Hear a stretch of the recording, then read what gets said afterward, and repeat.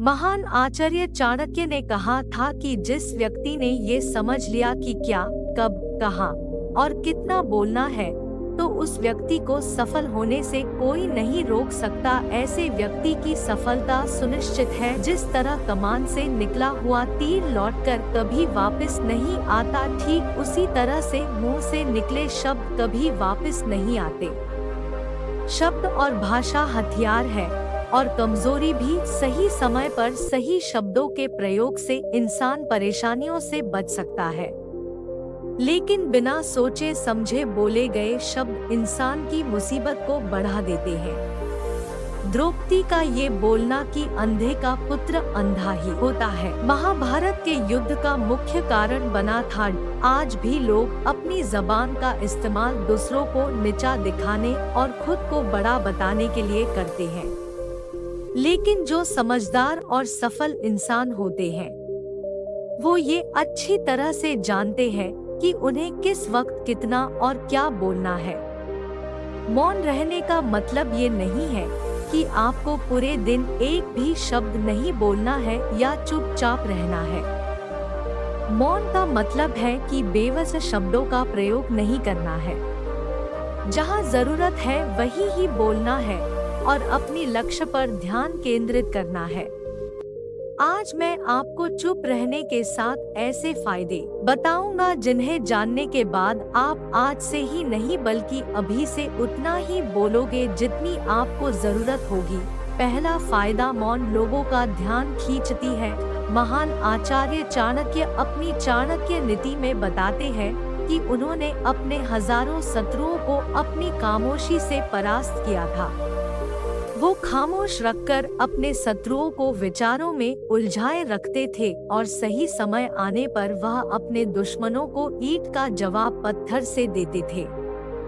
मौन यानी चुप्पी किस तरह लोगों के ध्यान को भटकाती है, यह बात आप इस उदाहरण से समझ सकते हैं कि जब क्लासरूम में शिक्षक किसी विषय पर बात करते हैं तो छात्र उनके बात को बिल्कुल ध्यान से सुनते हैं, लेकिन जब अचानक शिक्षक या स्पीकर बोलना बंद कर देते हैं तो सभी लोग आश्चर्य में पड़ जाते हैं। अरे क्या हो गया भाई, संचार बंद क्यों हो गई? मैं जब स्कूल में था तब अक्सर ऐसा होता था और आपके साथ भी ऐसा हुआ हो। ठीक यही फार्मूला हमारे दैनिक जीवन में भी लागू होता है।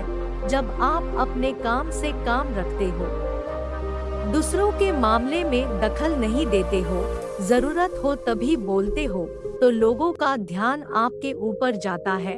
और अगर आप कम बोलते हो, जरूरत हो तभी बोलते हो, तो लोग आपकी बातों को ज्यादा महत्व देंगे।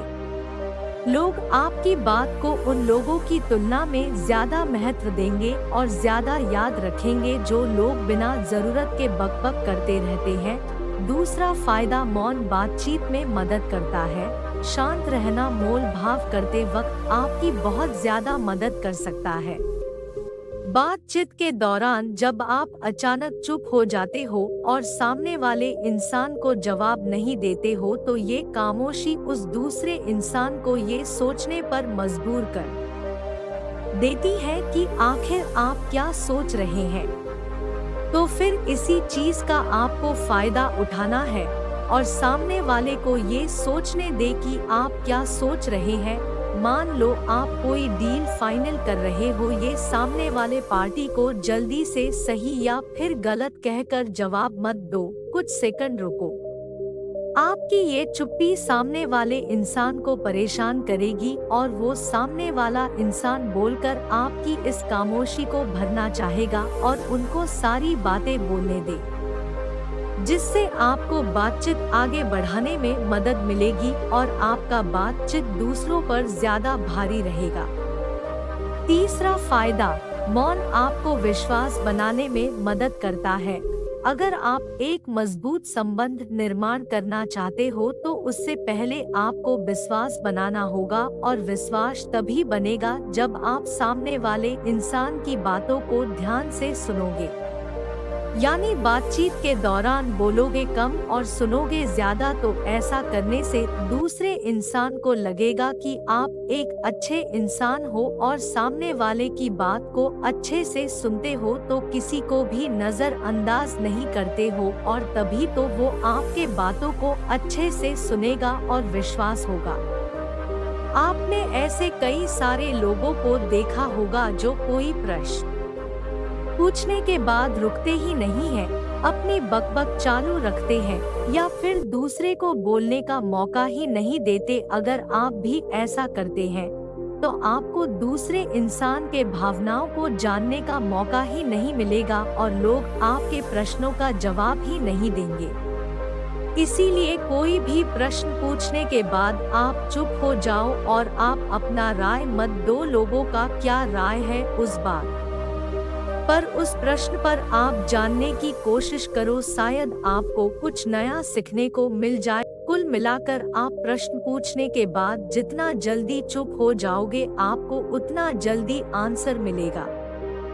पूछने के बाद रुकते ही नहीं हैं, अपनी बकबक चालू रखते हैं या फिर दूसरे को बोलने का मौका ही नहीं देते। अगर आप भी ऐसा करते हैं तो आपको दूसरे इंसान के भावनाओं को जानने का मौका ही नहीं मिलेगा और लोग आपके प्रश्नों का जवाब ही नहीं देंगे। इसीलिए कोई भी प्रश्न पूछने के बाद आप चुप हो जाओ और आप अपना राय मत दो। लोगों का क्या राय है उस बात पर, उस प्रश्न पर आप जानने की कोशिश करो, शायद आपको कुछ नया सीखने को मिल जाए। कुल मिलाकर आप प्रश्न पूछने के बाद जितना जल्दी चुप हो जाओगे, आपको उतना जल्दी आंसर मिलेगा।